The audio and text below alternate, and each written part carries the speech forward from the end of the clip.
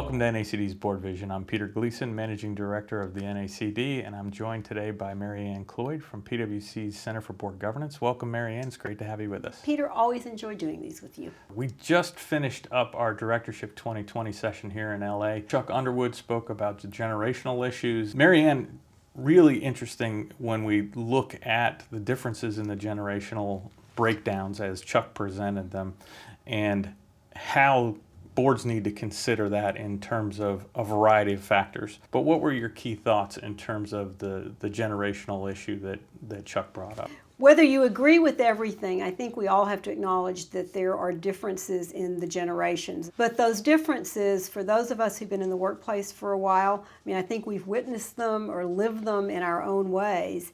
And the challenge is really, what should our directors, how should they be looking at this? Right. And how should they be looking at this in their roles on the board? And I think that's, both in their roles of the oversight of management and the company and how it's impacting the company, but also how it might be impacting the boardroom directly. Well, I also think that it was really interesting as he went through the different generations, and he talked about the GIs and the silent generation that followed them, the baby boomers, the Gen X's, and now the Millennials, and the various characteristics that each of those bring or brought in some of the cases of the older generations that they brought to the leadership of the organizations. Exactly.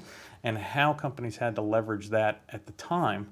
So we saw great leadership coming out of the GIs who, really kind of set the table, so to speak, in terms of leadership at the organizations. And then we saw people following and executing. And now we're seeing a new generation of leaders come in and how that's influencing. And him defining that generation of leaders coming in now is actually the boomers. Right.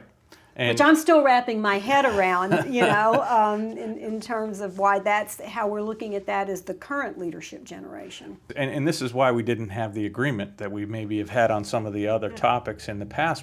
It was personal to the people sitting in the audience. You kind of get wrapped up in the labels a little bit, and I don't think that was his point. He was trying to say, these are the characteristics that we need to be aware of as we try to manage the performance of our organizations and leveraging the characteristics of each of those groups. And I think, Peter, I agree completely, and I think one of the takeaways for me as he was talking about why there are generational differences, if I recall correctly, he defined it that people grow up with their core values. Right. And those formative years are essentially until someone is 18, and you can't ignore that impacts then how they react, how they do things for the rest of their lives. Right.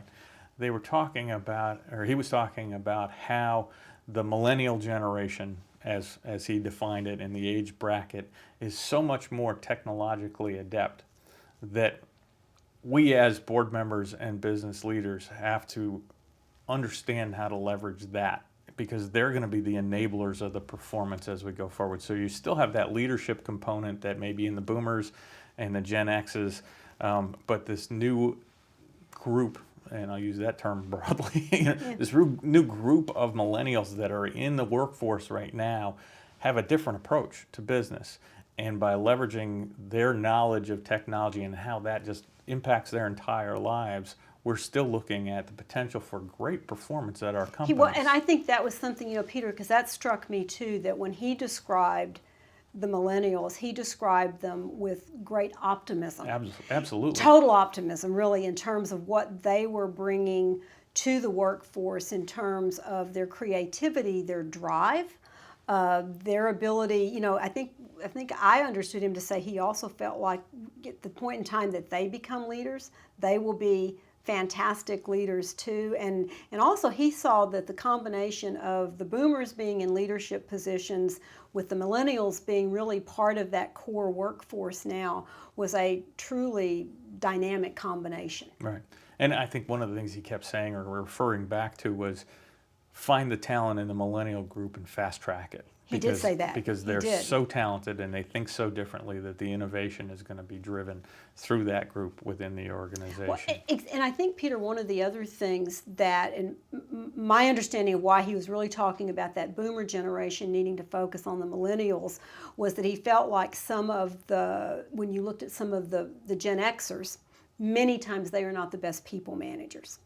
So I took that as one of the, and again, maybe that's a management function in terms of how they do this, but still going back to the board and how they ask the questions and how they assess this in their own organizations. Exactly. And while they weren't the strength on the people leadership, they were the idea development and idea leadership. So they're the Exactly. innovators. They're thinking forward in terms of what are the new processes, what are the new products, what are the new Exactly. services we have to offer as organizations. I think when I try to encapsulate what Chuck was talking about, it was really leveraging the strengths of the various generations because they each bring something different to bear.